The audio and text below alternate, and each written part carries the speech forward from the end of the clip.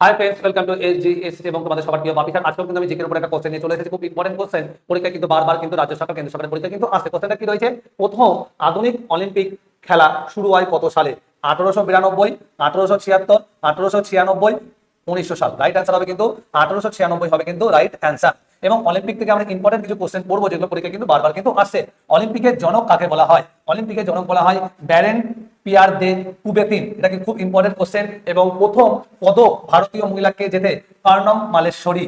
এবং প্রথম স্বর্ণ পদক মানে ভারত থেকে স্বর্ণ পদককে জেগে অভিনব বিন্দা। ঠিক আছে।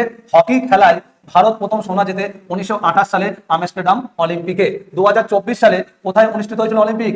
প্যারিস ফ্রান্সে। 2028 সালে কোথায় অনুষ্ঠিত হবে? লস অ্যাঞ্জেলস যুক্তরাষ্ট্র ইউএসএ হবে। 2032 সালে কোথায় হবে? Brisbane Australia. এবং ভারতের প্রথম ভারতীয় পদক কে যেতে? কেডি যাদব, মানে পুরুষ বিভাগে প্রথম পুরস্কার যেতে কেডি যাদব। ইন্টারন্যাশনাল অলিম্পিকের সদর দপ্তর কোথায়? লুজান বা লুসান হবে এটা, সুইজারল্যান্ড। ঠিক আছে। ভারতের প্রথম কবে অংশগ্রহণ করে অলিম্পিকে? 1900 সালে। এবং অলিম্পিকে সর্বাধিক স্বর্ণ পদক জিতেছে কে?